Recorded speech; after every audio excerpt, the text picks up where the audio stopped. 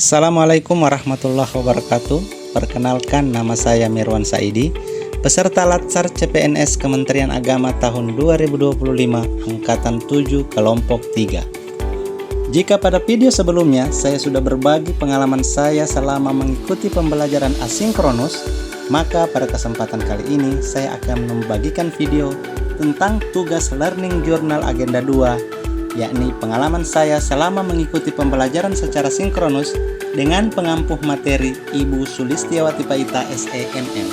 Pembelajaran dilakukan melalui platform online yakni Kolabjar asnpintar.lan.go.id dan menggunakan media telekonferensi Zoom Meeting.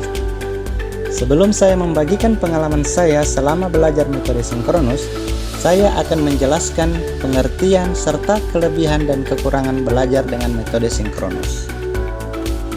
Pembelajaran sinkronus atau synchronous learning adalah metode pembelajaran yang terjadi secara langsung dan real time, di mana pengampuh materi dan peserta latsar berinteraksi pada waktu yang sama melalui platform digital seperti video conference.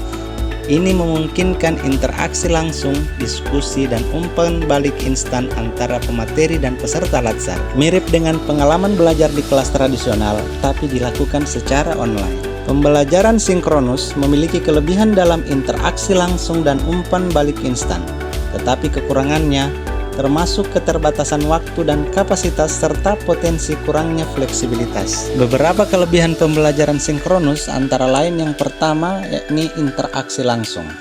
Pembelajaran sinkronus memungkinkan interaksi real time antara pemateri dan peserta latsar serta antar peserta latsar yang dapat menciptakan lingkungan belajar yang lebih dinamis dan mendorong diskusi yang lebih mendalam. Kelebihan yang kedua ialah umpan balik instan. Peserta latsar dapat langsung mendapatkan umpan balik dari pemateri atau teman sebayanya terhadap pertanyaan atau partisipasi mereka, yang membantu pemahaman yang lebih baik dan koreksi kesalahan yang cepat. Kelebihan yang ketiga yakni motivasi. Pembelajaran sinkronus dapat meningkatkan motivasi belajar karena adanya interaksi langsung dan rasa kebersamaan dalam kelompok. Dan kelebihan yang keempat ialah pengalaman belajar yang lebih personal. Dalam sesi sinkronus, pemateri dapat lebih mudah memberikan perhatian individual dan menyesuaikan materi pembelajaran sesuai kebutuhan peserta latsar. Adapun beberapa kekurangan pembelajaran sinkronus yakni yang pertama, keterbatasan waktu.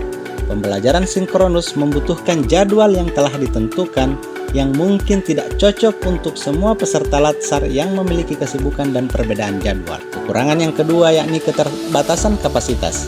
Beberapa platform pembelajaran sinkronus mungkin memiliki batasan jumlah peserta sehingga beberapa orang mungkin kesulitan untuk bergabung. Yang ketiga yakni fleksibilitas terbatas.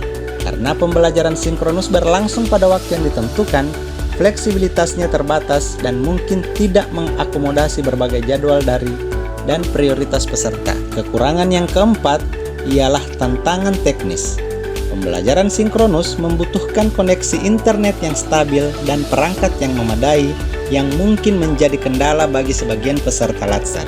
Kekurangan yang kelima, ketergantungan pada instruktur.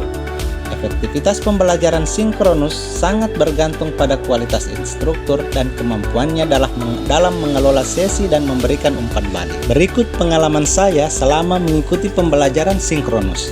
Yang pertama, interaksi langsung.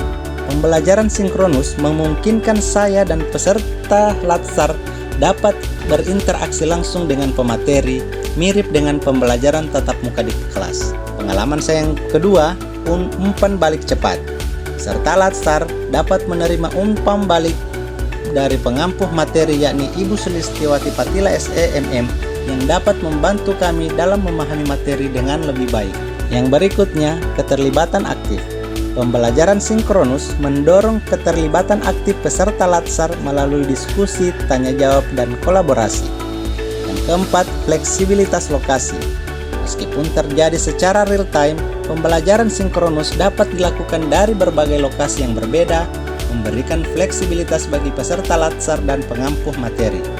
Yang kelima, efektif untuk pembelajaran interaktif.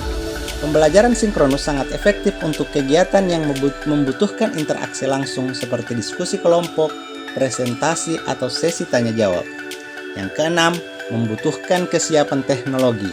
Keberhasilan pembelajaran sinkronus sangat tergantung pada ketersediaan akses internet yang stabil dan perangkat yang memadai bagi semua peserta. Dan yang terakhir, bisa dikombinasikan. Pembelajaran sinkronus seringkali dikombinasikan dengan pembelajaran asinkronus atau synchronous learning untuk menciptakan pengalaman belajar yang lebih komprehensif. Demikian pengalaman saya selama mengikuti pembelajaran secara sinkronus. Semoga pengalaman ini bisa bermanfaat untuk teman-teman yang lain. Sampai jumpa di tugas-tugas berikutnya. Assalamualaikum warahmatullahi wabarakatuh.